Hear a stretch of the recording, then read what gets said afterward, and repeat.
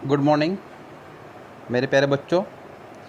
काफ़ी समय से आप लोगों के मैसेज आ रहे थे कि सर न्यू बुक कब से स्टार्ट करेंगे आप। देखिए, न्यू बुक आज से स्टार्ट हो रही है आपकी।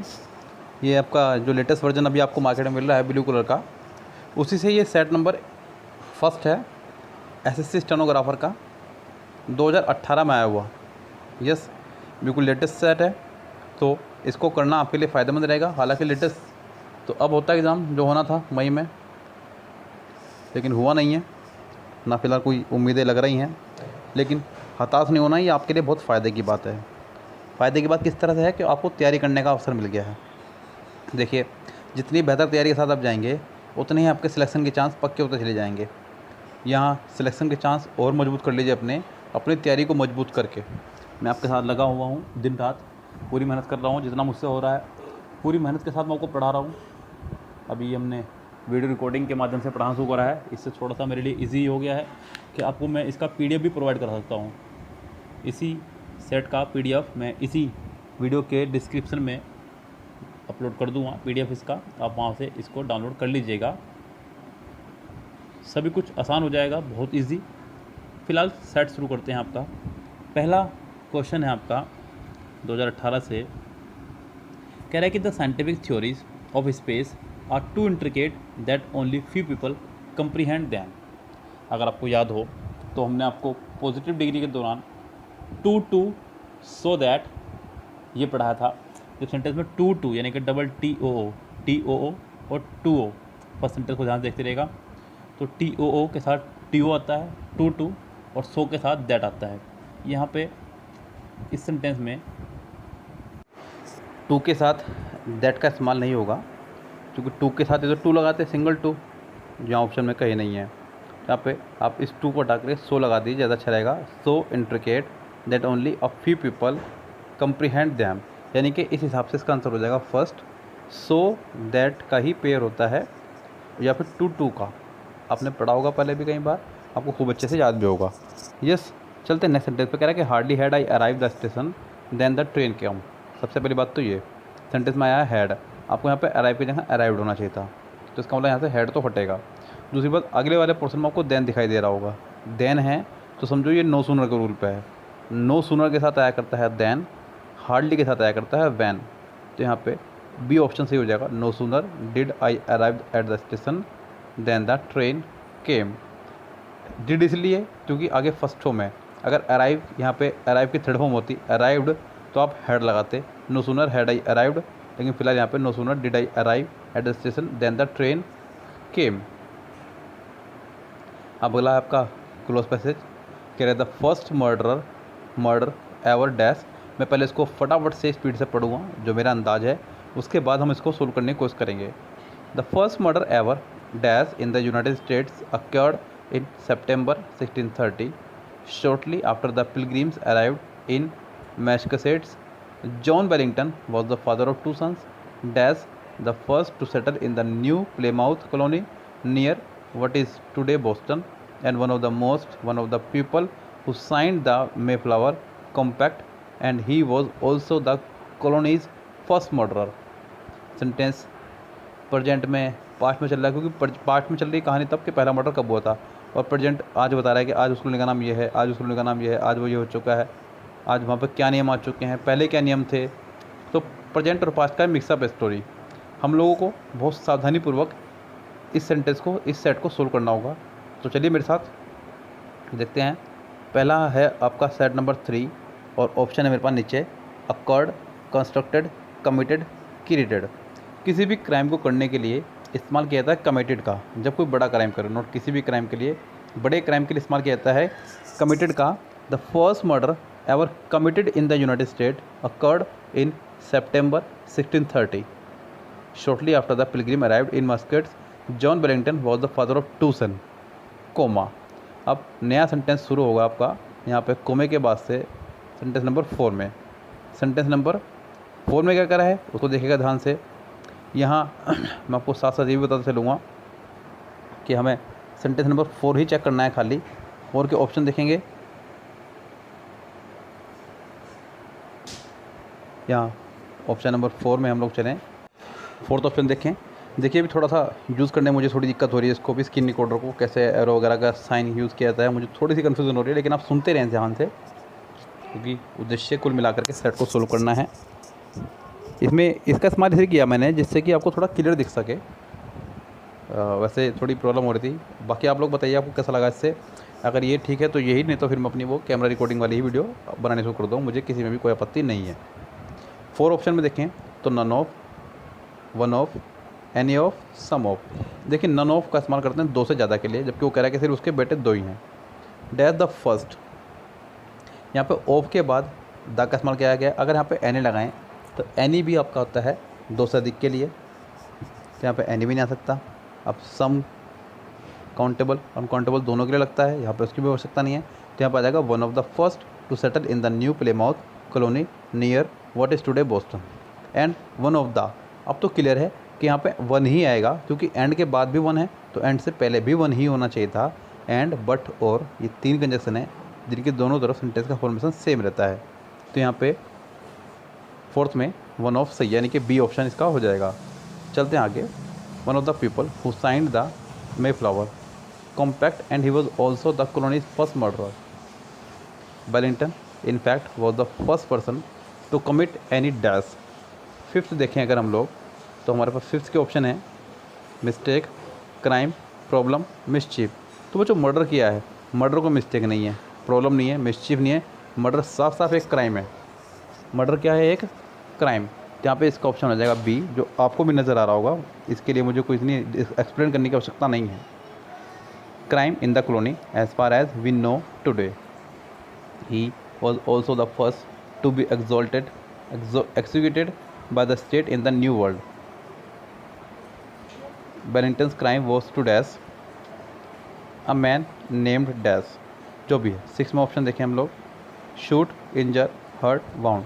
अब ये ऐसा क्राइम था जिस क्राइम के लिए आप क्या कर सकते हैं, किसी को इंजर, चोट लगाएंगे, हर्ट, दिल से चोट पहुंचाएंगे, वाउंड, घायल करेंगे, या शूट करेंगे।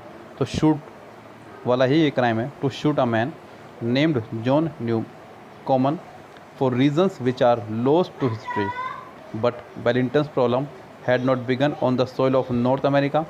He and his son had nearly caused a mutiny aboard the Mayflower. 7th option, beneath, during, across, beside. beneath का मतलब होता है बिल्कुल नीचे, किसी चीज़ की कोई नीचे होना, और ड्यूरिंग, अक्रॉस, बिसाइड। अगर हम लोग आगे चलें सेंटेंस को देखते हुए तो ड्यूरिंग द ऑडियंस ट्रिप, तो ड्यूरिंग द ट्रिप यहाँ होना चाहिए, यानी कि 7th का ऑप्शन हो जाएगा आपका B, during the trip. Across the ocean, one of his son in fact threw, flung, shot या फायर्ड हिज गन, क्योंकि अगर आपको दिख रहा है गन के लिए हम लोग फायर्ड का ही इस्तेमाल करेंगे। Fired his gun abroad the Mayflower near an open keg of gun powder, the flash from the gun could easily have ignited the powder which would dash। 9 में देखते हैं, frankly, probably, truthfully या unlikely, which would probably have sunk the ship, which would probably, जिसने जहाज को डुबा दिया होता, इस मीनिंग पे हम लोग चल रहे हैं यहाँ पे। तो 9th का हो जाएगा probably have sunk the ship। Once in Plymouth colony, Wellington's behavior did not improve. He dashed to serve any form of military duty under the leadership of Miles Standish. He accepted, requested, refused या rejected। देखिए accepted और requested यहाँ होने से रहा, तो यहाँ थोड़ा शोर ज़्यादा था इसलिए वीडियो को मैंने पॉज कर दिया था। यहाँ क्वेश्चन नंबर हम लोग 10 पे थे। He dashed to serve any form of military duty under the leadership of Miles Standish। उसने यानी कि मना कर दिया। मना करने के लिए यहाँ एक्सेप्टेड, रिक्वेस्टेड, रिफ्यूज़ या रिजेक्टेड। देखिए रिजेक्ट किया जाता है किसी ऑफ़र को, किसी प्रपोजल को, तो रिजेक्टेड तो आने से रहा, हालांकि इसका मतलब ही मना करना ही है। यहाँ पे सी आ जाएगा, रिफ्यूज, मना करना। He refuse to serve any form of military duty under the leadership of Miles Standish, a duty that was seen by the colonist as part of every man's responsibility in the new world. He was later guilty in a plot to overthrow the entire leadership of Plymouth colony. Dash a lack of evidence. Hence, therefore, but या and, इनमें से आपको एक option set करना होगा। अगर हम लोग सेंटेंस की परिभाषा पर चले तो सेंटेंस की सेंस को देखते हुए dash a lack of evidence prompted the town leader to let him to go free, यानी कि विरोधाभास है, एविडेंस ना होने की वजह से उनको उसे छोड़ना पड़ा। विरोधाभास के लिए, कॉन्ट्राडिक्शन के लिए हम लोग इस्तेमाल करते हैं हमेशा बट का, विरोधाभास के लिए। तो but a lack of evidence prompted the towns leaders to let him go free. In the end Billington's rebellious and angry nature caught up with him. He was found dash 12 of the murder of John Newcomen and died in disgrace on the gallows. Sentence number 12 में देखें, unhappy, guilty और option बाकी के दो, sorrowful या shameful. तो यहाँ पे अपराधी ही सुना उसको, ही फाउंड गिल्टी, उसको अपराधी माना गया, of the murder of John Newcomen का, and died in disgrace on the gallows, फिर उसको मृत्युदंड दे दिया गया। चलते हैं सेंटेंस नंबर 13 पे। 13 कह रहा है कि select the correct active form of the given sentence. आपको उसका एक्टिव बनाना है। अगर आप गौर करें तो आपको दिख रहा है who is making this chaos, आपको is am are plus I दिख रहा है। अगर एक्टिव में is am are plus I हो तो पैसिव बनाते समय उसको is am are plus being plus third form का इस्तेमाल करना आता है, जो कि पहले में नहीं है, दूसरे में नहीं है, तीसरे में है, चौथे में है। अब सेंटेंस स्टार्ट होगा बाय होम से। सी या डी में से कोई एक कन्फर्म है, ये तो मुझे ही पता चल गया और आपको भी। बाय होम, फिर तुरंत बाद चाहिए आपको helping verb, not this cow. यहाँ पे सबसे पहले आएगी helping verb, by whom is this chaos being made, यानी कि इसका आंसर हो जाएगा आपका डी, 13 का डी आंसर हो जाएगा। 14 में चले तो ये आपका है वोकेबलरी बेस्ड। आपको बताना है इसका एंटोनिम्स। क्या बताना है आपको इसका एंटोनिम्स? पहले आपको पता होना चाहिए इसका मतलब। बी लिटिल का मतलब होता है किसी को छोटा दिखाना, किसी को अपमानित करना, किसी का सम्मान कम करना। तो ऑप्शन है हमारे पास डी मीन, मीन मतलब किसी को नीचा दिखाना। डी जब भी किसी वर्ड का आगे समझो उसका मतलब उल्टा ही है। ह्यूमिलेट किसी का मजाक उड़ाना। एक्सटोल प्रशंसा करना। और डेप्रिसिएट यानी किसी को कम करना। तो इसका आंसर हो जाएगा ए सी, चूँकि यहाँ पर बताना था एंटोनिम्स। एंटोनिम्स के हिसाब से यहाँ पर सी इसका आंसर करेक्ट हो जाएगा। Rohan was dash from appearing in the examination. Rohan को डैश किया गया एग्जामिनेशन में बैठने से। अब पहला जो वर्ड है वो है डैबर। डेबर का लगता है कानूनी तहत से किसी को रोकने के लिए। उससे अगला वर्ड आपका रिस्ट्रिक्टेड, किसी के मूवमेंट आदि पर प्रतिबंध लगाने के लिए। अगला है बैन, किसी चीज़ को जब बंदित किया जाए तो बैन, जैसे कि गुटखा, पान मसाला वगैरह पे बैन लगाया जाता है तो उनके लिए बैन लगाते हैं। अगला है रेस्ट्रिकेटेड। रेस्ट्रिकेटेड का मतलब होता है किसी को बाहर निकाल देना, स्कूल से ही बाहर निकाल देना। हालांकि यहाँ पे डी के साथ में और ए के साथ में फ्रॉम आता है, तो दोनों के साथ में फ्रॉम आ सकता है, लेकिन हम ये लोग यहाँ पे ज़्यादा बेटर रहेगा ऑप्शन ए लगाएंगे, debarred from appearing in the examination. किसी कानूनी कार्रवाई के तहत किसी को मना करना। नेक्स्ट चलते हैं सेंटेंस नंबर 16। 16 क्या कह रहा है उसको देखते हैं ध्यान से। कह रहा है कि sentence number 16, select the correct passive form of the given sentence. आपको बनाना का पैसिव। पैसिव क्या हो सकता है इसका चेक करते हैं। We should avoid excess use of mobile in order to have a peaceful life. हमें दिख रहा है शुड यानी कि modal verb plus first form. जब भी सेंटेंस में modal verb plus first form दिखाई दे तो मॉडल वर्ब के साथ बी प्लस थर्ड फॉर्म का इस्तेमाल करना होगा। और वो पहले में है, दूसरे में हैड बिल लगा दिया इसलिए बाहर, तीसरे में शुड भी है लेकिन आईएनजी फॉर्म है इसलिए बाहर, और फोर्थ में शुड के साथ हैव लगा दिया इसलिए बाहर हो गया। तो इसका आंसर हो जाएगा सिर्फ और सिर्फ A, excess use of mobile should be avoided by us in order to have a peaceful life. Next 17 sentence कह रहा है कि आपको इसमें एरर बतानी है किस पार्ट में है। Pride leads to destruction of the growth of an individual and creates a vacuum devoiding of genuine relationship. यहाँ हमें बताना है कि इसके किस पार्ट में एरर है। हालांकि एक नया तरीका है एरर देने का, पहले स्लैश लगा दिए जाते थे लेकिन अब नीचे आपको सेंटेंस को बांट दिया गया है। प्राइड लीड्स टू डिस्ट्रक्शन, ये आपका फिलहाल सेंटेंस पोर्शन ठीक है। जिस उसके बाद में डिवाइडिंग ऑफ, यहाँ इसी पोर्शन में गलती है। Pride leads to destruction of the growth of an individual and creates a vacuum.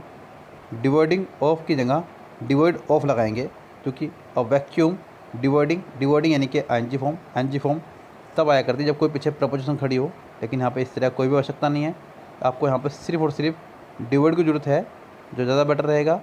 ये एडजेक्टिव का भी काम कर जाएगा, इसलिए आप डिवाइडिंग लगाएंगे, खाली डिवाइड यानी कि बी पार्ट इसका रॉन्ग है।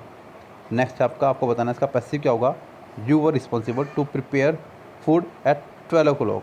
18 सेंटेंस। अब यहाँ पे आपको दिख रहा है यू वर, यानी कि सेंटेंस सेकंड फॉर्म में है, लेकिन यहाँ पे वर के बाद किसी वर्ब का इस्तेमाल उसने नहीं किया। यस, वर के बाद किसी भी फॉर्म का उसने कोई इस्तेमाल नहीं किया है, तो हम लोग यहाँ पे सेंटेंस को बनाएंगे रिस्पॉन्सिबल से, जो कि यहाँ ऑप्शन में नहीं है कहीं भी। ऑप्शन में देखें अगर हम लोग, it was your responsibility to prepare food at 12 o'clock, the food was responsible to be prepared by you. ऐसा नहीं होता है भैया, the food is to be is नहीं आ सकता क्योंकि ऊपर वर था। Next, preparing food at 12 o'clock has been आ सकता। ऑप्शन में थोड़ी बहुत ही जानती बी में, लेकिन बी भी आपका इससे भर हुआ, यानी कि मैं कह सकता हूँ कि इस सेंटेंस का कोई भी ऑप्शन सही नहीं है मेरी राय में। इसका कोई भी आंसर सही नहीं हो सकता, इसलिए इसको मैं छोड़ रहा हूँ, फिलहाल स्किप कर रहा हूँ। यहाँ कोई भी आंसर सही नहीं होगा। सेंटेंस नंबर 19 कह रहा है कि the common advice that the doctor offers to patient is it take preventive measure such as proper intake of water, hygienic food habit and regular exercise. आपको बताना है कि इसके किस पार्ट में मिस्टेक है। अब हम यहाँ पर चलें, अगर कह रहा है कि the common advice that the doctor offers to the patient, यहाँ पे पेशेंट से पहले द का इस्तेमाल होना चाहिए था, क्योंकि डॉक्टर से पहले द का इस्तेमाल हुआ है। यस, डॉक्टर और पेशेंट दोनों सेम ही कैटेगरी के वर्ड हैं, एक देखने आ रहा है और एक दिखाने आ रहा है, अपना आपकी तबीयत दिखाने आ रहा है। तो यहाँ पर डॉक्टर से पहले जैसे द लगाया, ऐसे पेशेंट से पहले भी यहाँ पे द होना चाहिए था, यानी कि इसके फर्स्ट पार्ट में ही, सॉरी फर्स्ट तो नहीं यहाँ कह सकते, डी पार्ट में इसके मिस्टेक हो जाएंगे 19 के, यानी कि 19 का आंसर हो जाएगा डी। चलते हैं 20 में। 20 है आपका एक ये है आपका PQRS, लेकिन उन्होंने PQRS ने क्या करके इन्होंने से ABCD के फॉर्म में दे दिया, इसलिए थोड़ा सा मैं भी विचलित हुआ इसको सेंटेंस को देख करके। यस, मैंने सोचा शायद पता नहीं क्या आ गया, ये शायद कॉमन एरर तो नहीं है, क्योंकि अब तक PQRS पढ़ते थे, थोड़ा आप भी सावधान है इस बात से।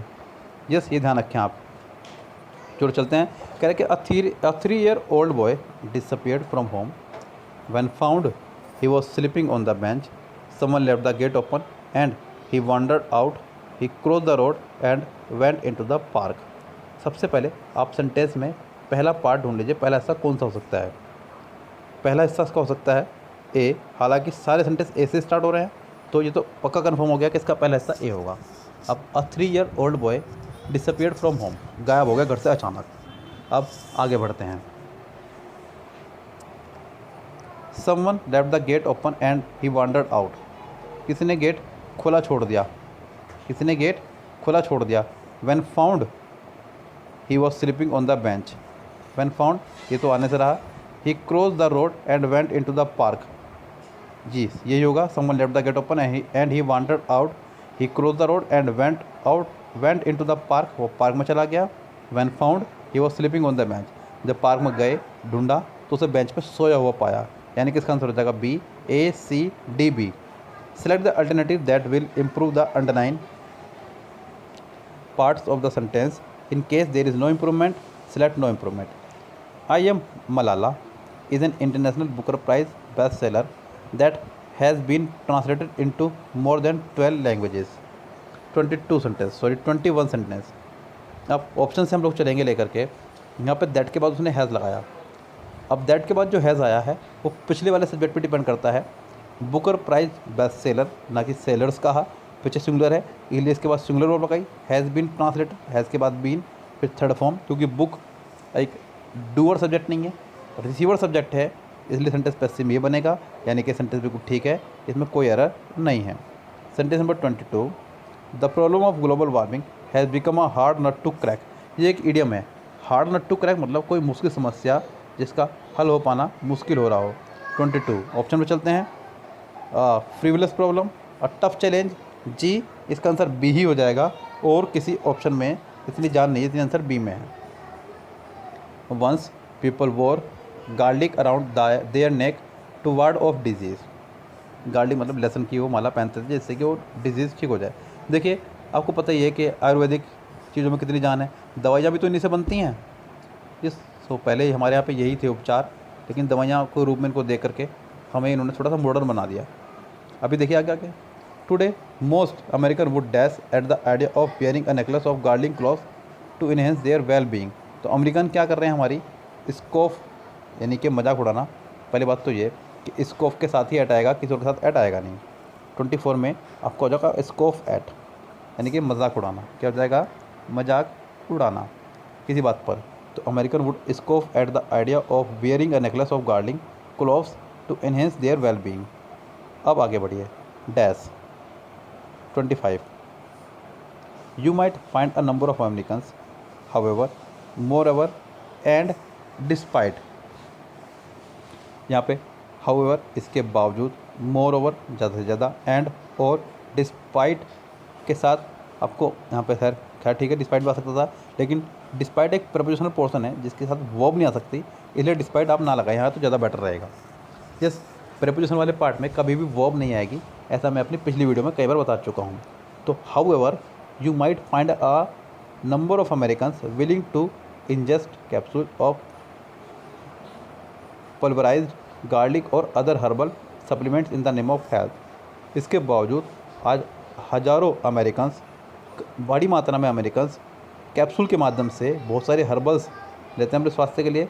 Complementary and alternative medicine which includes a range of practices outside of conventional medicine such as herbs, homeopathy, massage therapy, yoga, acupuncture hold increasing dash of Americans.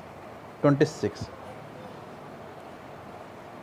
Option है health, appeal, percentage, fitness, hold increasing appeal for Americans. Appeal मतलब प्रशंसा करना, यहाँ पे प्रशंसा करने के माध्यम से आप यहाँ पे सिर्फ और सिर्फ अपील का इस्तेमाल कर सकते हैं, आकर्षण होना या प्रशंसा करना। 27 का हो जाएगा आपका अपील, सॉरी 26 का। इनफैक्ट डैश वन एस्टिमेट, छोड़ रहा हूँ मैं इसको, 42% of Americans have used alternative therapies in all ages. अब यहाँ पे ऑप्शन है हमारे पास में, पहला ऑप्शन अकॉर्डिंग टू के अनुसार, इन ऑर्डर टू कोई काम करने के उद्देश्य से, इन एडिशन टू के अलावा, विद अ व्यू टू के उद्देश्य से। तो यहाँ पे अकॉर्डिंग टू ज़्यादा अच्छा रहेगा। अकॉर्डिंग टू वन एस्टिमेट, एक एस्टिमेट के अनुसार 42% of Americans have used alternative therapies in all age group. The use of unconventional healthcare practices has steadily increased। 28 में हो जाना चाहिए आपका इंक्रीज, क्योंकि कुछ इम्प्रूवमेंट आ रहा है तो इसके लिए लगाया गया increased in the last 30 years. पिछले 30 सालों में बहुत इंक्रीज हुआ है। And the trend is likely to continue. Although people born before 1945 are the least likely to turn to these therapies, why have so many patients? 29 dislike, turn, like, accepted। Turn के साथ ही प्रपोजन to का इस्तेमाल किया जाता है, इसलिए 29 का answer हो जाएगा टर्न टू। टर्न टू यहाँ पे इसका प्रॉपर आंसर हो जाएगा। टर्न टू का मतलब होता है किसी की तरफ आकर्षित होना, किसी की तरफ झुकना या आकर्षित होना। तो turn to alternatives. Many are frustrated by the times constraint of managed care and alienated by homeopathic, conventional, alternative और थेरेपेटिक। अब यहाँ पे तो मुझे जरूरत नहीं है बताने की है, क्यों? क्योंकि यहाँ पे कन्वेंशनल का इस्तेमाल पहले भी कई बार हो चुका है। 28 से अगर ऊपर देख रहे होंगे आप तो आपको कन्वेंशनल दिख रहा होगा।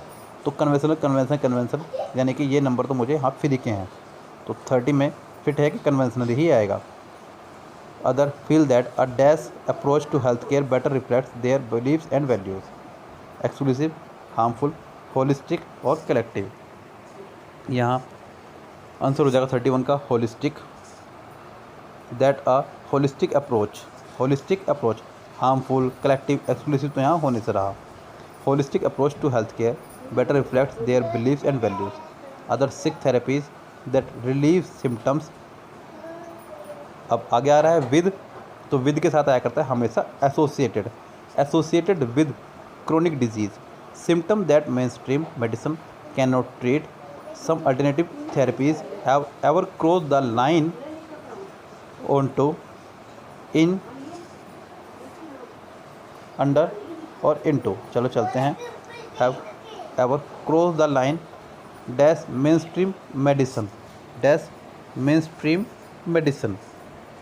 तो मेन स्ट्रीम मेडिसिन के लिए यहाँ पे इस्तेमाल हो रहा है। ज़्यादा अच्छा रहेगा कि यहाँ पे आप ऑन टू की जगह या फिर किसी और की जगह आप सिर्फ और सिर्फ मेरे राय में लगाएं यहाँ पे इसका आंसर इन टू यानी कि डी। यस, तो डी इसका प्रॉपर आंसर होना चाहिए मेरी राय में। चलते हैं 34 पे। Select the most appropriate meaning of the underlined idiom in the given sentence. The dwell in an argument with a foolish person is like beating the air. ये एक idiom है, beating the air मतलब हवा को मात देना, जो कि असंभव है, संभव ही नहीं है कि हवा को मात दिया जा सके, यानी कि निरर्थक काम, significant effort, fruitful effort, useless task, breathing in the air. तो इसका आंसर हो जाएगा C, useless task. Select the corrected passive form of the given sentence. Newton discovered the law of gravity. Discovered यानी कि सेकंड फॉर्म, सेकंड फॉर्म यानी कि वॉजवर्थ। वॉजवर्थ कितनों में है? फर्स्ट यानी कि ए में नहीं है, सेकंड बी में है, थर्ड में नहीं है, डी में भी है। सेंटेंस बनेगा आपका द लॉ ऑफ ग्रेविटी से, इसलिए बी बाहर होता है, आपका डी रेस में शामिल, यानी कि 35 का आंसर हो जाएगा आपका डी। चलते हैं 36 पे। The teacher sad what a sad incident it is. आपको सिर्फ और सिर्फ इट इज़ देखना है। इट इज़ का हो जाएगा इट वॉज। इट वॉज कितनों में है? पहले में है, दूसरे में भी है, तीसरे में भी है और फोर्थ में भी है। चलिए, बड़ी खुशी की बात है। The teacher said, the teacher said A में टोल्ड कर दिया है। सैड का टोल्ड तब तक नहीं होता जब तक सैड के साथ टू ना हो, तो इसलिए बाहर। अगले में है the teacher sad. Exclamatory sentence को दैट से कनेक्ट करते हैं, तो 36 में बी में दैट तो है, लेकिन एक्सक्लेमेटरी साइन होने की वजह से यहाँ पे एक्सक्लेम्ड भी आना चाहिए था, तो वो सी में है। The teacher exclaimed with sorrow that it was a sad incident, यानी कि इसका आंसर हो जाएगा सी। 36 का सी करेक्ट आंसर हो जाएगा। चलते हैं 37 पे। द मैनेजर, ध्यान से पढ़िएगा। अलोंग विद, जब sentence along with, together with से कनेक्टेड हो तो वर्ब पिछले वाले सब्जेक्ट के अकॉर्डिंग आती है। तो यहाँ पे the manager along with his colleague are preparing. पहली बात तो यहाँ पे आर प्रिपेयरिंग आना गलत हो जाएगा, आर यहाँ पे नहीं होकर के यहाँ पे इज़ होना चाहिए था, तो ज़्यादा बेहतर आंसर इसका होता। यस, क्योंकि सब्जेक्ट मैनेजर है। अगर पीछे प्लूरल होता तो आगे प्लूरल ऑफ आती, नहीं तो सिर्फ सिंगुलर ऑफ बनाइए। 37 का आंसर हो जाएगा the manager along with his colleagues is preparing for the annual reports to be submitted at the end of the financial year. चलते 38 पे। Rakesh ask me did you see the football match on TV last night. Did direct indirect का sentence है। Direct indirect में अगर आपको did दिख रहा है तो आपको हैड प्लस थर्ड फॉर्म भी दिखनी चाहिए। हैड प्लस थर्ड फॉर्म कितनों में है उसको देखना है पहले तो हमें, उसके बाद बढ़ते हैं आगे। 38 में हैड प्लस थर्ड फॉर्म हमें जो दिख रही है वो पहले में दिख रही है, दूसरे में नहीं दिखी, तीसरे में भी है और फोर्थ में भी नहीं है, तो इसका ए और सी रेस में शामिल, बी और डी रेस से बाहर। अब चलते हैं सेंटेंस में। सेंटेंस है हेल्पिंग वर्ब से स्टार्ट, तो सेंटेंस इफ़ या वेदर से कनेक्ट होगा। Rakesh ask me whether, Rakesh ask me whether I had seen the football match on TV last night. यहाँ पे सी में अर्लियर नाइट लगा करके सेंटेंस को उसने थोड़ा सा डिप्लोमेटिक बना दिया। ऊपर सेंटेंस में लास्ट नाइट था, लास्ट नाइट को लास्ट नाइट रखा जाएगा ए में, तो गलत हो जाएगा, इसलिए इसका आंसर हो जाएगा सी, जो सबसे बेस्ट ऑप्शन रहेगा। 39 देखें। Despite the bike was costly she bought it. मैंने आपको बताया कि डिस्पाइट आपका एक प्रपोजिशन है और प्रपोजिशनल पार्ट में कभी भी आप वर्ब का इस्तेमाल नहीं कर सकते, ये ध्यान रखें आप। तो यहाँ पे ये तो पक्का है कि सेंटेंस गलत है। उसके बाद में आप बी भी नहीं लगा सकते, बिकॉज बी भी डिस्पाइट का ही भाई है, बस डिस्पाइट के साथ में ऑफ नहीं आता है, इन डिस्पाइट के साथ में ऑफ आता है, इसलिए ये भी नहीं आ सकता। उसके बाद यहाँ पे हमारे पास है हाउएवर और दो एक कंजक्शन है, तो आप यहाँ कंजक्शन का इस्तेमाल कर सकते हैं। दो the bike was costly she bought it, क्योंकि यहाँ विरोधाभास भी है। दो का इस्तेमाल विरोधाभास के लिए करते हैं और विरोधाभास यहाँ हो रहा है क्योंकि बाइक थी महंगी फिर भी उसने खरीद ली, तो यहाँ पे दो the bike was costly she bought it. Sentence का आंसर हो जाएगा डी। चलते हैं नेक्स्ट पे। नेक्स्ट आपका पैसेज फटाफट पढ़िए मेरे साथ। कह रहे कि in spite of rigorous precautions against accident many people are injured every year in factories and elsewhere. In addition some people are born with physical disabilities, they are either blind or deaf or in some way deformed from birth. Up to quite recent times, little planned action was taken to fit handicapped people for employment. A number of charitable organizations tried to help them in case of hardship, but few seriously held the idea that these people might still have abilities in other directions. Only during the last few decades has society slowly come to acknowledge its responsibilities and to recognize that handicapped people can be trained to play a useful part in economic as well as social life. The Second World War gave impetus to this. During the 1939-45 war, pressure of resources of labor compelled all fighting nations to call on the service of handicapped people for tasks adapted to and within the limits of their capacities. A man might have lost the use of his legs, but still he be able to use his hands with skill. Another person might have lost his sight, but still be capable of training in which in ways in which his other senses could be employed effectively in furtherance of the war effort. In recent years, scientific inventions and discoveries have lessened the disabilities of deafness, some form of paralysis, and other physical handicap. Scientists working in association with engineers have devised methods by which handicapped can take up work again, thanks to the invention of mechanical limbs, that improvements of hearing aids and so on. ये था आपका passage इस बात पे कि second world war के दौरान बहुत सारे लोग हैंडीकैप्ड हुए।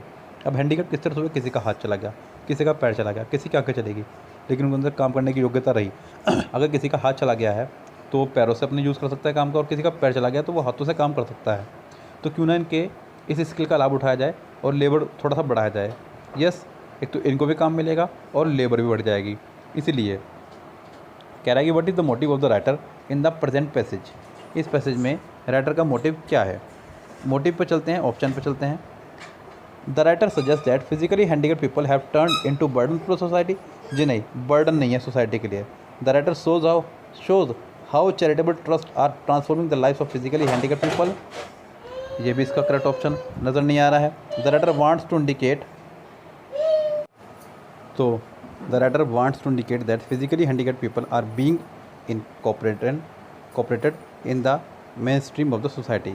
इसका आंसर सी फिट हो जाएगा, जो सबसे बेस्ट रहेगा। सेंटेंस नंबर 41 कह रहा है कि based on your reading of the passage identify the correct state sentence from the given options.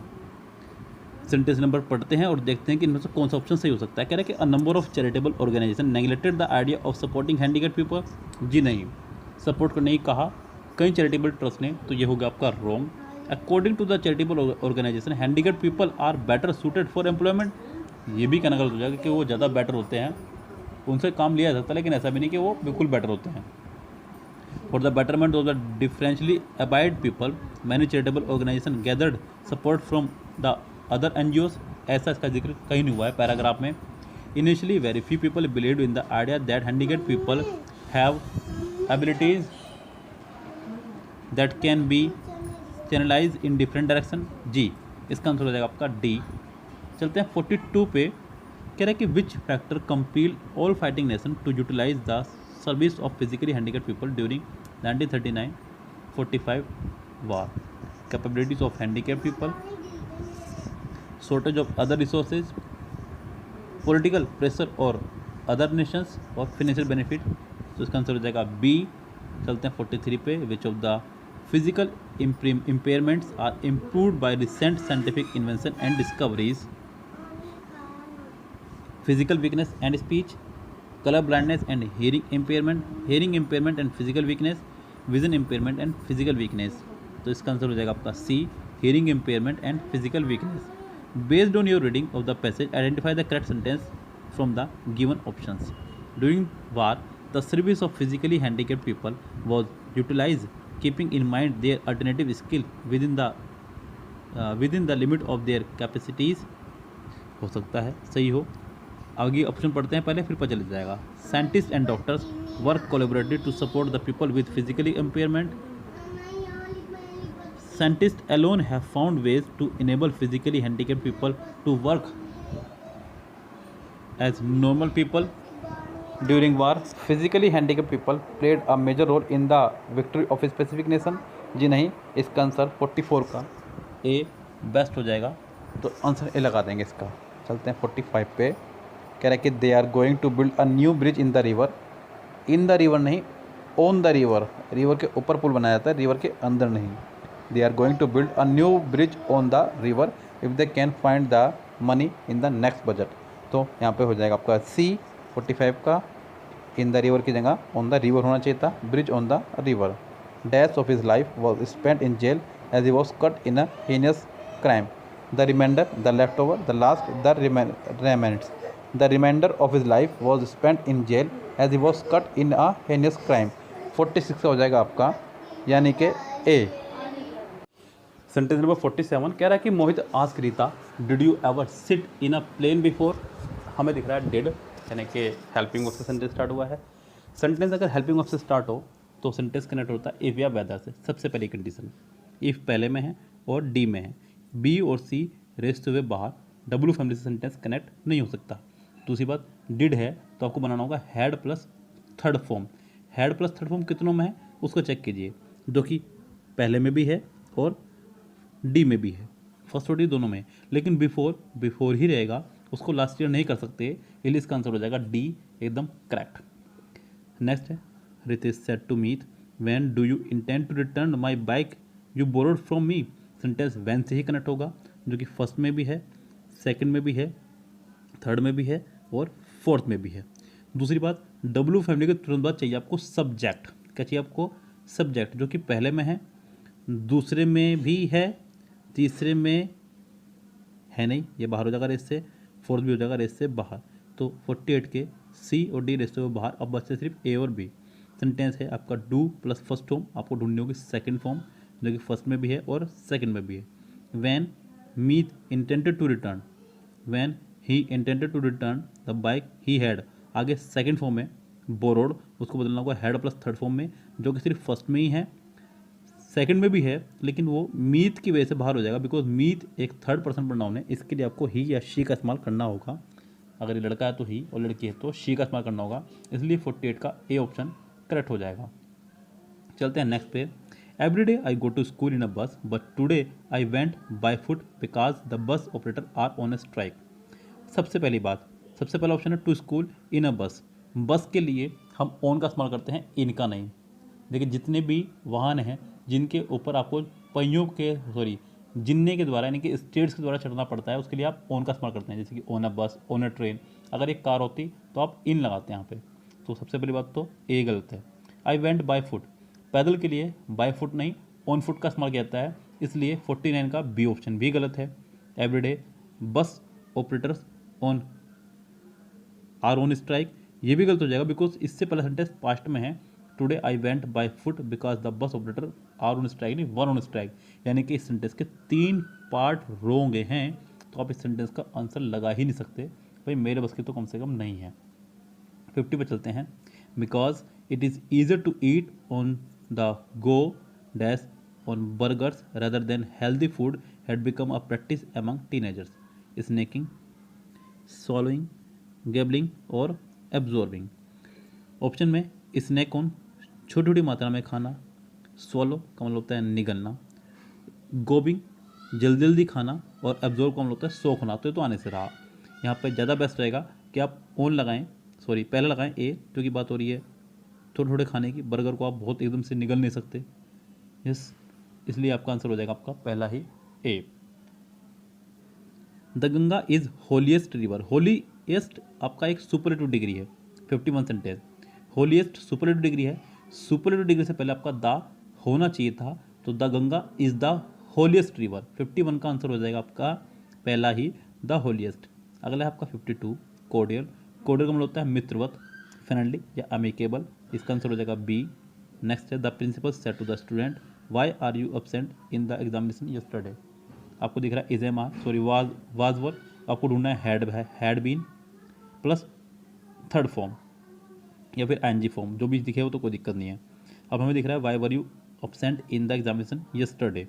53 पहले में हैड प्लस थर्ड फॉर्म है, दूसरे में भी हैड प्लस थर्ड फॉर्म है, फोर्थ में भी हैड प्लस थर्ड फॉर्म है, थर्ड में भी हैड प्लस थर्ड फॉर्म है। अब यस्टरडे को बदलना है था प्रीवियस डे में। कितनों में हुआ? पहले में हुआ, दूसरे में हुआ, तीसरे में हुआ, चौथा बार क्योंकि उसने द नेक्स्ट डे करा। अब सेंटेंस को चलते शुरू से। The principal ask the student, the principal ask the student, the principal inform.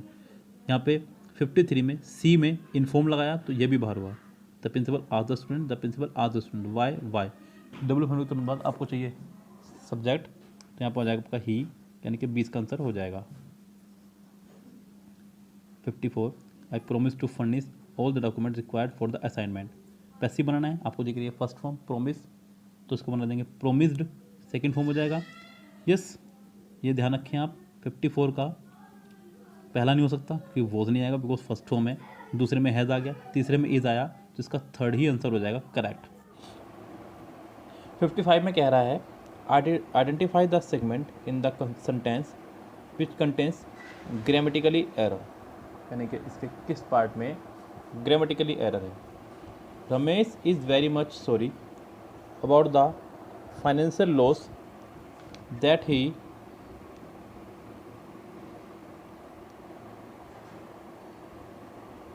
inflicted upon his close friend while working together on the same project। 56 sentence, यहाँ हमें बताना है कि सेंटेंस के किस पार्ट में एरर है। 55 सॉरी, यहाँ पे हम लोग अगर गौर करें तो सेंटेंस में शुरुआत में इसने इस्तेमाल की है, कह रहा है कि Ramesh is very much sorry. यहाँ वेरी के साथ में मच की कोई आवश्यकता नहीं है, यहाँ पे वेरी से ही काम चल जाएगा। Ramesh is very sorry, yes, तो बहुत अजीब सा लग रहा है सेंटेंस, मच लगा करके सेंटेंस, तो यहाँ सेंटेंस में मच नहीं आएगा, यानी कि इस सेंटेंस में डी एरर हो जाएगी, यानी कि डी पार्ट में इसके एरर हो जाएगी, आपको यहाँ से मच हटाना होगा। यस, और कुछ समस्या देखें अगर इसके अंदर हम लोग, तो जो हमें नज़र आ रही है यहाँ पे, मैं इसका कैमरा यूज़ कर रहा हूँ जिससे कि मैं आपको कुछ बता भी सकूँ साथ साथ। कोई भी रूल अगर होगा तो मैं यहाँ आपको उसे क्लियर करता चले जाऊँगा। यस, फिलहाल यहाँ चलते हैं नेक्स्ट सेंटेंस पे। कह रहा है कि the new teacher dash emphasise on overall development rather than only on academics. Emphasise के साथ लगाया उसने यहाँ पे, तो यहाँ पे किसी बात पर जोर देने के लिए बात हो रही है, तो आप यहाँ इस्तेमाल करेंगे ले emphasise on, EMPHASIS, emphasise on, यानी कि किसी बात पर जोर देना, किसी बात पर जोर देना, तो ले एम्फेसाइज ऑन, यानी कि इसका आंसर हो जाएगा आपका सी, जो उसका करेक्ट आंसर रहेगा। चलते हैं नेक्स्ट सेंटेंस पे। कह रहा है कि what is the antonym of foremost, sentence number 57। देखिए फॉरमोस्ट का मतलब होता है सबसे महत्वपूर्ण, सबसे महत्वपूर्ण, फॉरमोस्ट। कई बार स्पीच के दौरान बोल देते हैं कोई व्यक्ति the first and foremost thing, सबसे महत्वपूर्ण, लेकिन हमें बताना है यहाँ इसका एंटोनिम। एंटोनिम मतलब अपोजिट। सबसे पहला वर्ड है फर्स्ट, तो इसका होने से रहा, पैशनेट भी होने से रहा, मैच्योर भी होने से रहा, तो इसका आंसर हो जाएगा आपका अनइम्पोर्टेंट। क्या हो जाएगा इसका आंसर? अनइम्पोर्टेंट, यानी कि 57 का आंसर हो जाएगा सी। क्या हो जाएगा 57 का आंसर? सी। चलते हैं नेक्स्ट पे। 58 कह रहा है कि आपको बनाना है इसका passive. My student great me with a smile every morning. My student great me with a smile every morning. अब यहाँ पे मुझे दिख रहा है ग्रीट, फर्स्ट फॉर्म दिख रहा है। यस, आपको देखिए यहाँ पे फर्स्ट फॉर्म ग्रीट, ग्रीट है वर्ब की फर्स्ट फॉर्म, वर्ब की फर्स्ट फॉर्म।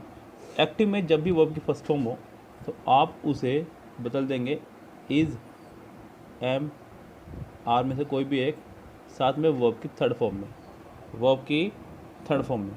तो जो कि पहले में लगाया उसने वॉज, तो ये हो गया रेस से बाहर। दूसरे में I am greeted with a smile by my student every morning. तीसरे में उसने आई एम बीइंग लगाया, तो बीइंग की वजह से बाहर हो गया सेंटेंस। और फोर्थ में उसने इज़ डन कुछ एक्स्ट्रा ही क्रीडिंग कर दी उसके अंदर, तो वो बाहर हो गया, यानी कि सेंटेंस का आंसर हो जाएगा आपका सिर्फ और सिर्फ B.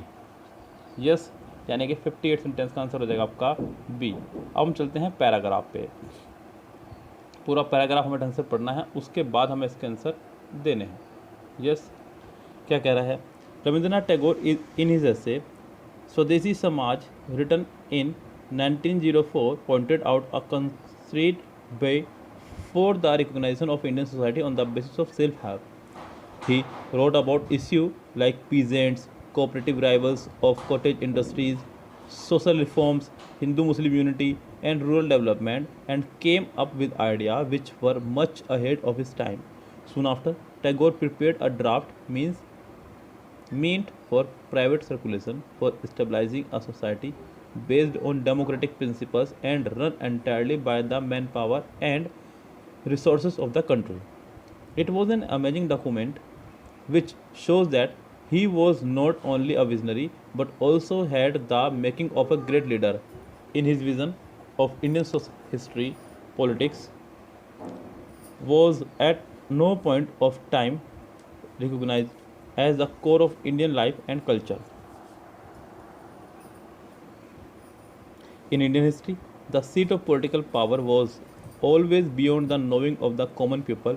The local autonomous social unit called Samaj was always present there to take care of their economic needs and to protect them from state interference.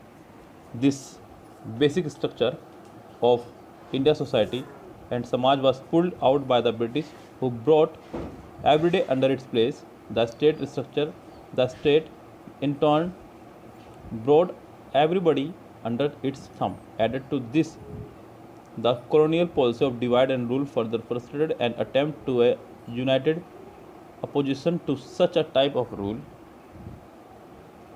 In the first decade of the 20th century, Tagore observed in the evolving history of India, the principle at work is not the ultimate glorification of the Hindu or any other race. In India, the history of humanity is seeking to elaborate a special ideal to give to perfection a special form from which entire humanity will gain, nothing less than this is its end and aim. यहाँ ये paragraph है स्वदेशी के ऊपर जिसको special तौर पर लिखा गया है। कह रहा है कि in his essay Swadeshi Samaj was what focal point does Tagore intended to convey to the readers. Sentence में अगर हम चोलक करें तो यहाँ मुझे सेंटेंस को पहले पढ़े करेंगे। He want to eliminate the drawbacks of Indian society, he offers strategies of how to uproot और end the colonial British rule, he offers the social structure that would benefit the entire humanity। इसका जिक्र हुआ। अगर हम लोग last paragraph में चलें तो लास्ट लाइन में देखें आप, ये नीचे से आप फोर्थ लाइन देखिए, कह रहा है कि in India history of humanity is seeking to elaborate a special ideal to give a perfection a special form from which the entire humanity will gain। यानी कि इसका आंसर हो जाएगा सी। यस, चलते हैं नेक्स्ट पे। नेक्स्ट क्वेश्चन है आपका 60। What method did Tagore suggest for the recognization of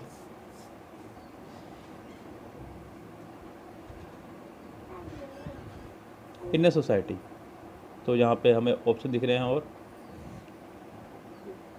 through political power, on the basis of helping the humanity, on the basis of self-help, through industrial development।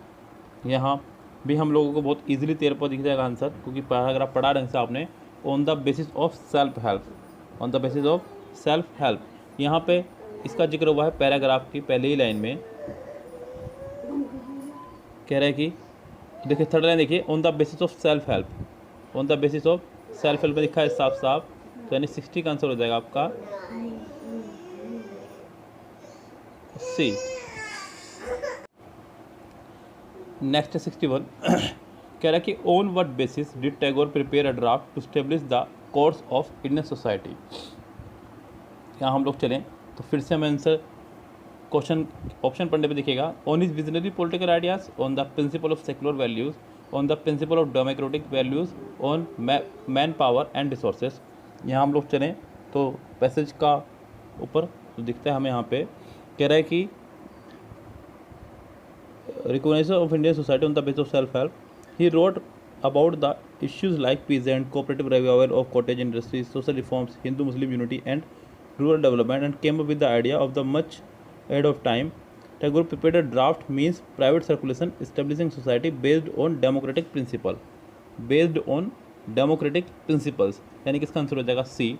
What according to Tagore in his vision was not recognized as the core of Indian society। 62। यहाँ पे man power, politics, democratic values, autonomous state, तो यहाँ पे answer हो जाएगा इसका B politics. क्यों? क्योंकि इसमें पैराग्राफ में साफ लिखा गया है। अगर हम लोग चलें पैराग्राफ की तरफ,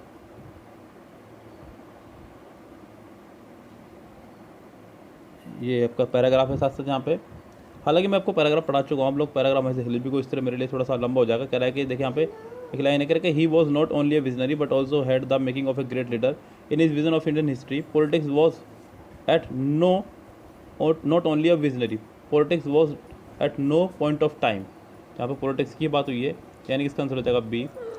63 देखें, कह रहा है कि why did the British establish the state structure, why did the British establish the state structure.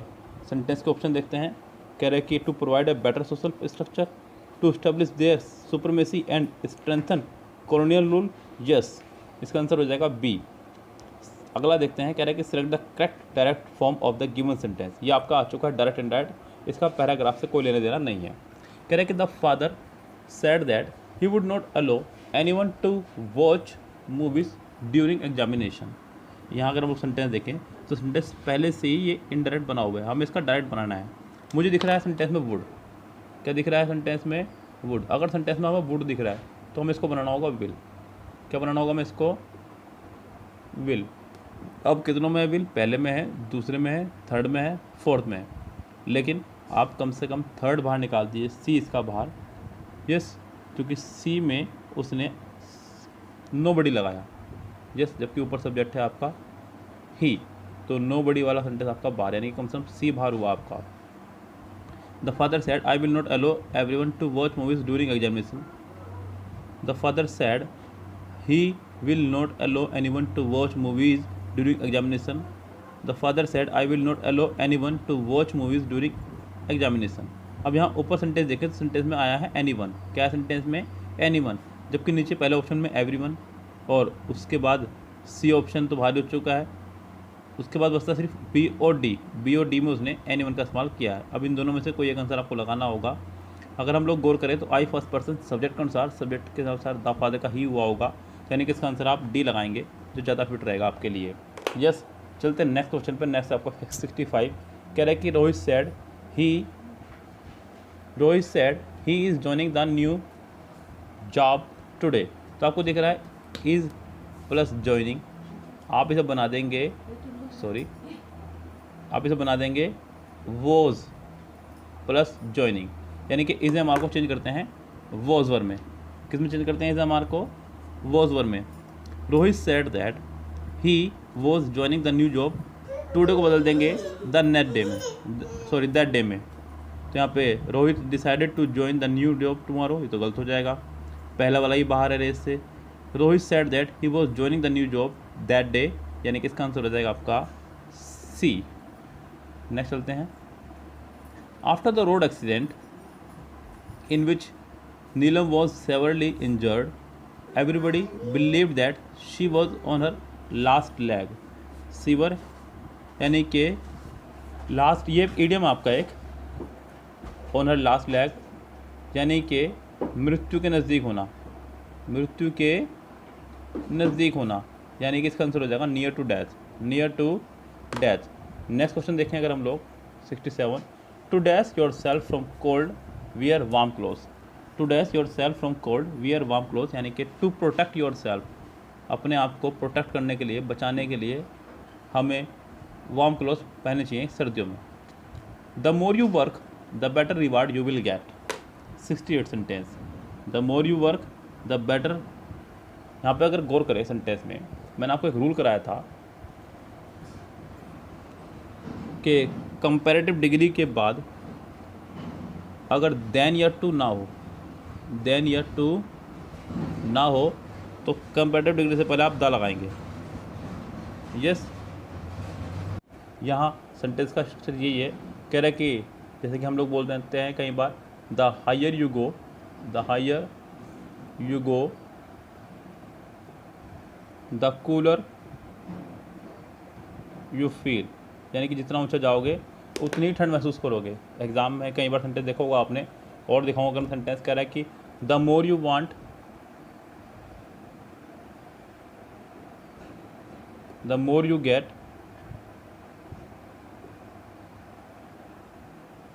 The more you want. तो इस सेंटेंस का स्ट्रक्चर कुछ इस तरह से ही है। हालांकि यहाँ पे सेंटेंस में इस तरह कहा, सेंटेंस में कह रहा है कि the more you work, sentence क्या कह रहा है, the more you work the better reward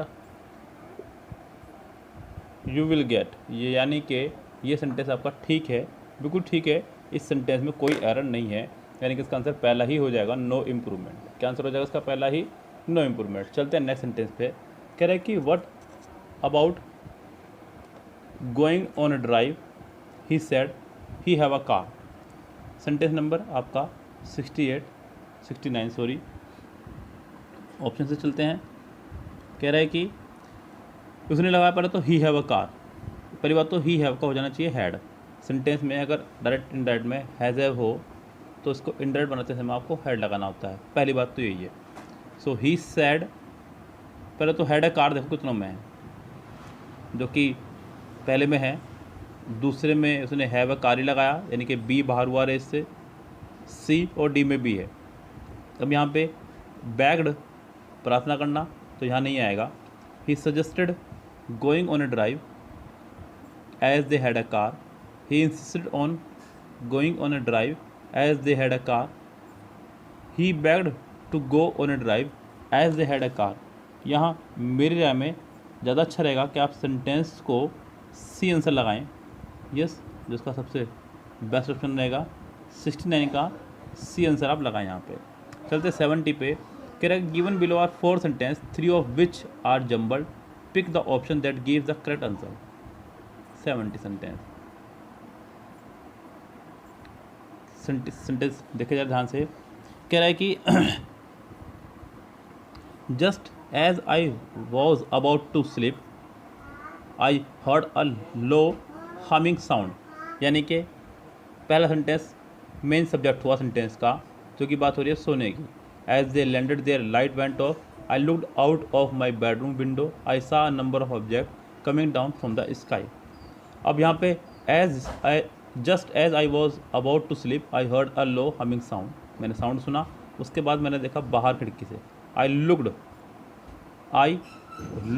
out of my bedroom window, A के बाद सी, ए के बाद सी कितनों में है? सिर्फ पहले ऑप्शन में ही है, आप इसका आंसर पहला लगा देंगे, आपको आगे बढ़ने की कोई आवश्यकता नहीं है। अब नेक्स्ट है आपका पैराग्राफ। ये पैराग्राफ मैं आपके लिए छोड़ रहा हूँ, ये आप इसका यहाँ से स्क्रीनशॉट ले लीजिएगा इस तरह से। ये पूरा पैराग्राफ दिख रहा होगा आपको, आगे देखें ध्यान से, क्वेश्चन भी है इसके अंदर, आप इसका पूरे का स्क्रीनशॉट ले लीजिएगा या आप खुद से कीजिएगा। मैं चलता हूँ 76 सेंटेंस पे। आपको फिर से इसको बनाना है, एक सीक्वेंस में बनाना है।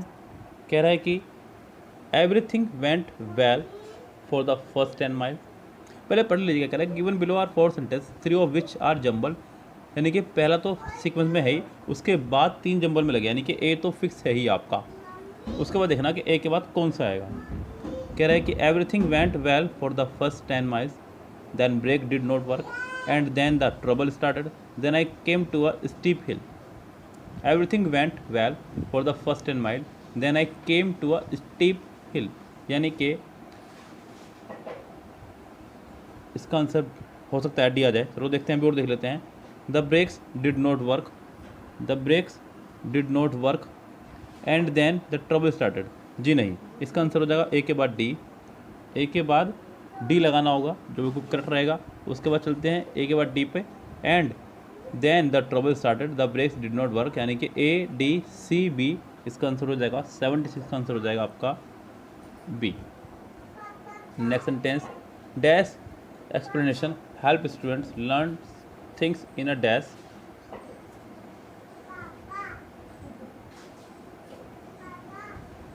Better way.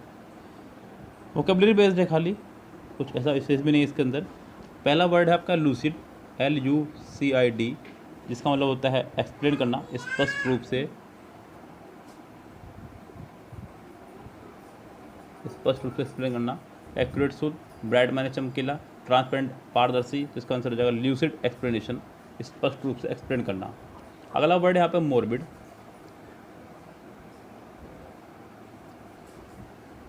इस मोरबिड का मतलब होता है अस्वस्थ मानसिक स्थिति, अस्वस्थ मानसिक स्थिति।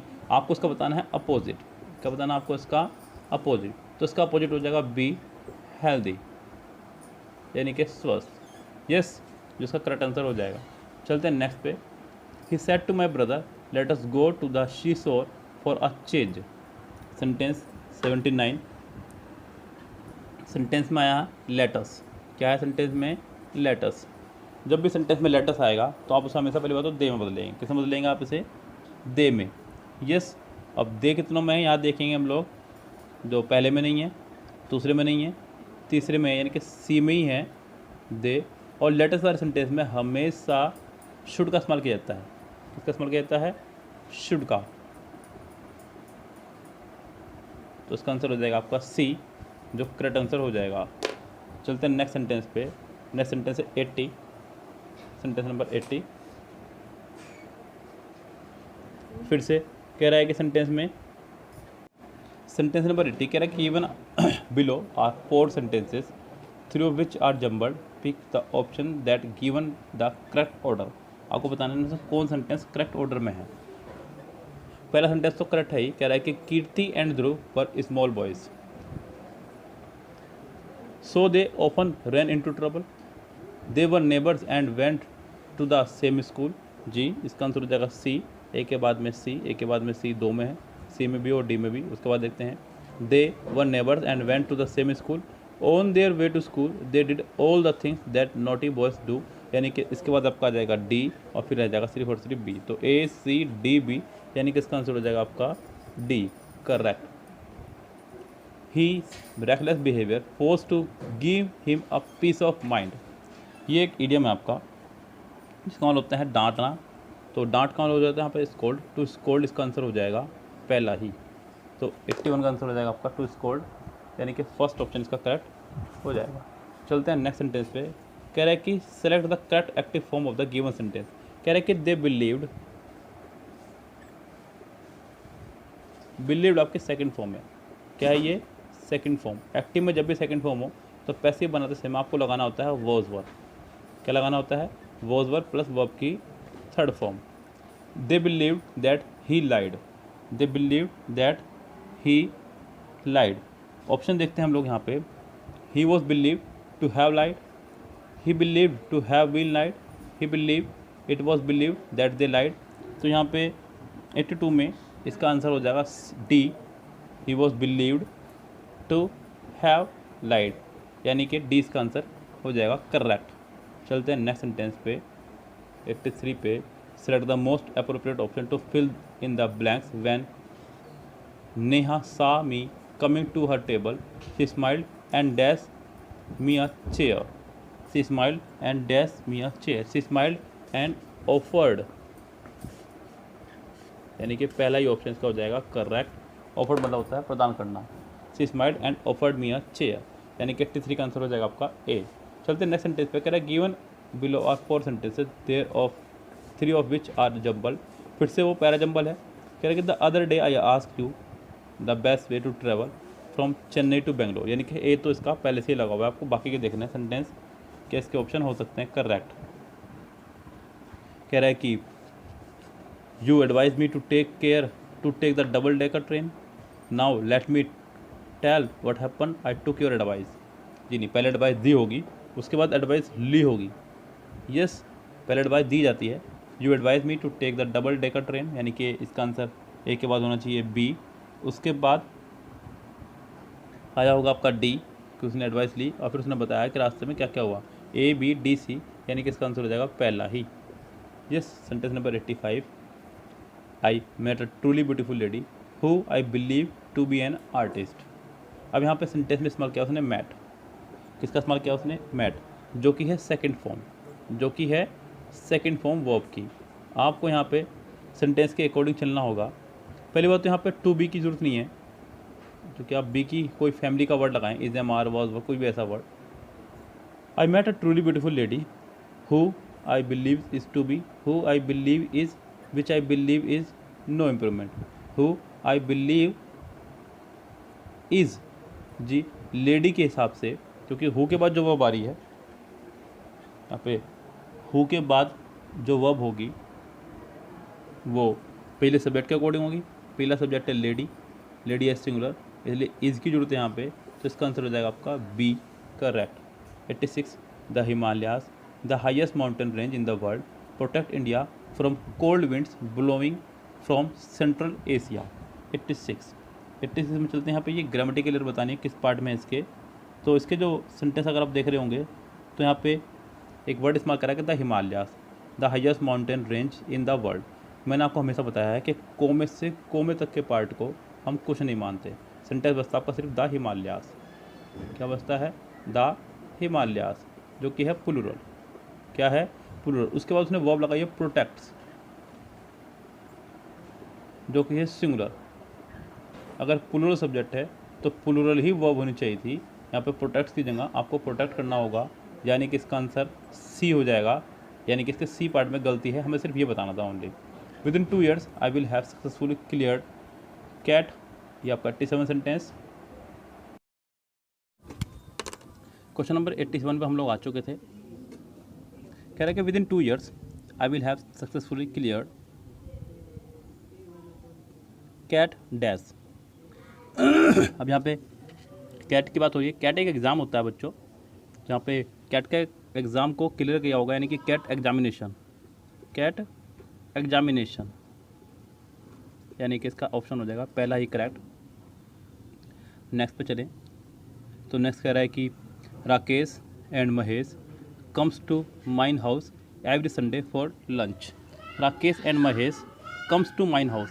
यहाँ पे माइन हाउस तक कहना बिल्कुल गलत हो जाएगा सेंटेंस का, क्योंकि पहली बात तो ये है कि यहाँ पे ये एवरी संडे आ रहे हैं, तो इसका मतलब ये इनकी आदत है।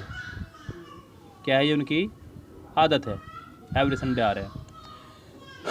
यहाँ पे माइन हाउस की जगह आप अच्छा रहेगा कि आप यहाँ पर लगाएं माई हाउस।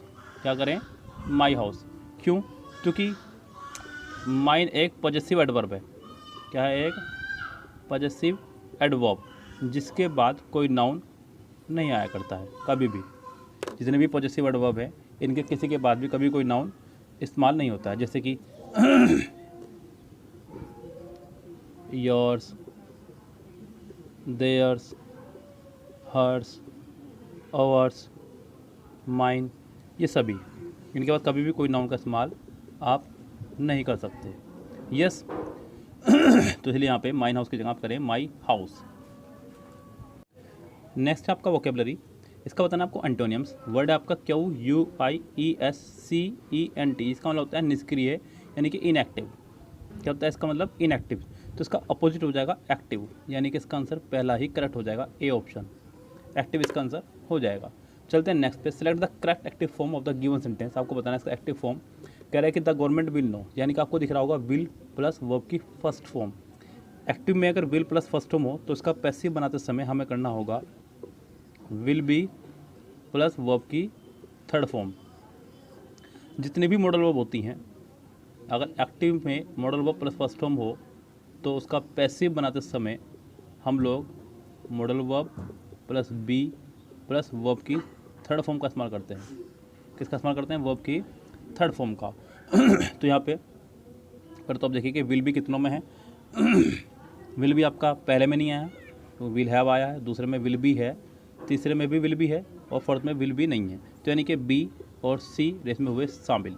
सेंटेंस बनेगा आपका the outcomes of the policy, यानी कि द आउटकम से बनेगा the outcome of the policy, जो कि आपका सिर्फ सी में है। तो इसका 90 का हो जाएगा सी आंसर करेक्ट।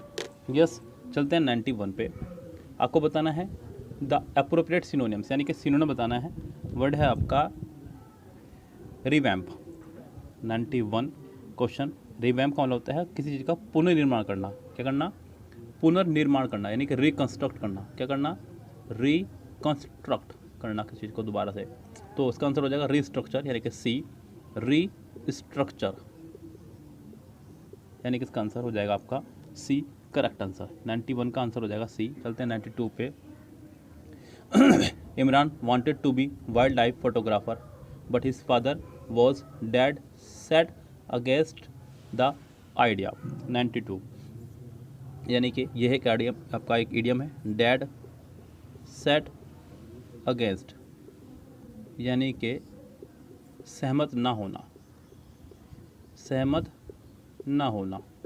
तो इसका आंसर हो जाएगा आपका डी डिसअप्रूव्ड। क्या हो जाएगा इसका आंसर? D disapprove. चलते हैं 93 पे। वगैरह वेरी फ्यू बुक्स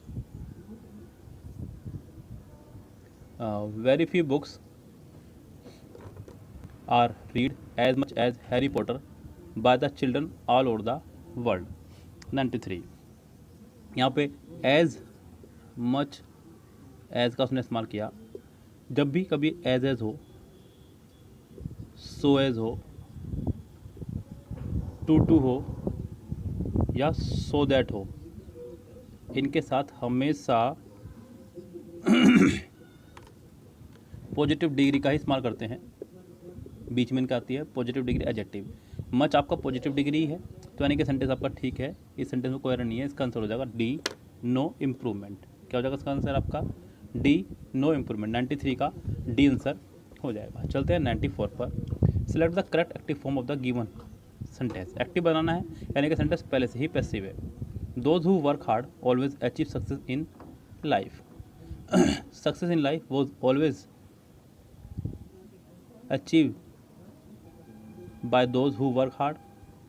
एक्टिव ये पैसिव बनाना है। Always had success in life achieved by those who work hard. देखते हैं अभी ऑप्शन से पता चलेगा, क्लियर होगा। Success in life is always achieved, हमें पैसिव ही बनाना था इसका, तो इसका आंसर हो जाएगा हमारा डी। वो थोड़ा सा गलत बोल गया यहाँ पर, मुझे ऐसा लग रहा है। Select the correct indirect from of the given sentence. आपको बनाना इसका इनडायरेक्ट। कह रहा है कि you must work hard to succeed in your new venture, said the mother to her son. The mother said to her son, the mother said to her son, ऐसा होना चाहिए था। पहला है ऑर्डर्ड, रिक्वेस्टेड, प्लीडेड, एडवाइस। तो बच्चे यहाँ पर ऑर्डर नहीं आ सकता, क्योंकि ऑर्डर नहीं दे रही है एक तरह से, वो रिक्वेस्ट भी नहीं कर रही है। प्लीड, गिड़गिड़ाना भी नहीं है। यहाँ पर वो एडवाइस दे रही है। क्या दे रही है अपने बच्चे को? एडवाइस दे रही है कि तुम्हें जो है बहुत बड़ा आदमी बनना है एक दिन। तो ये एडवाइस है, सलाह है एक तरह की। तो इसका आंसर हो जाना चाहिए सिर्फ और सिर्फ डी, यानी कि 95 का आंसर हो जाएगा डी। 96 आपको बताना है कि इसमें किस पार्ट में एरर है। चलते हैं 96 पे फटाफट से। बहुत ही कम सेंटेंसेस देखने को मिले हैं अब तक एरर वाले इसके अंदर। कह रहा है कि in my dream I saw vivid images of ghostly human figures who were quite unusual as they imbued the quality of eeriness and they did not have any resemblance with living people. आपको बताना है कि इसके किस part में error है। देखिए यहाँ पे इन माई ड्रीम, ये तो हो गया आपका prepositional part, PP. I saw second form, ये ठीक है। Vivid images of ghostly human figures, तो ये तो है आपका फिलहाल यहाँ पर ठीक। उसके बाद में हु के साथ जो वर आया है वो आया है पिछले वाले सब्जेक्ट के अकॉर्डिंग, जो कि है ह्यूमन फिगर्स, यानी कि प्लूरल है। तो ये भी आपका है ठीक, इसमें भी कोई एरर नहीं है। Quite unusual as a imbued the quality of eeriness and they did not have any resemblance with resemblance, RESEMBLANCE, resemblance के साथ हमेशा आता है टू, विद नहीं। तो इसके हो जाएगी आपके दिया ही नहीं ऑप्शन। तो यहाँ पे resemblance के साथ विद की जगह टू आएगा, जो कि ऑप्शन में नहीं है, यानी कि करेक्ट आंसर का कोई भी नहीं कर सकता मैं यहाँ पे, लेकिन resemblance के साथ टू आएगा, ये आप ध्यान रखें। यहाँ पे सेंटेंस में सिर्फ यही मिस्टेक थी। कह रहा है कि identify the segment in the sentence which contains the grammatically error. फिर से किस सेंटेंस में एरर है बतानी आपको। कह रहा है कि a few years back I use to have complaints regarding the night shift but now I am use to work in night. गौर कीजिए, मैंने आपको एक फॉर्मूला बताया था, स्पेशल मैंने एक वीडियो बनाई हुई है यूज टू के ऊपर। आप हमारा एक प्लेलिस्ट है ग्रामर टॉपिक, वहाँ जाकर इसको देख सकते हैं। जब आप इज़, एम, आर के बाद इस्तेमाल करें यूज टू का, तो इसके बाद आपका आया करता है जीरंड। क्या आया करता है? जीरंड। इज एम आर के बाद अगर यूज टू हो तो जीरंड आता है। जैसे कि मैंने कहा I am use to playing cricket, मेरी आदत है क्रिकेट खेलने की। तो इस तरह से आप सेंटेंस बनाएंगे। यहाँ पे भी वर्क की जगह वर्किंग होना चाहिए था। कह रहा है कि I am use to working in night, I am use to working in night, यानी कि इसका आंसर होना चाहिए था आपका बी पार्ट। इसका रॉन्ग हो जाएगा, क्योंकि वर्क की जगह वर्किंग होना चाहिए था। इट वॉज हिम, जी नहीं।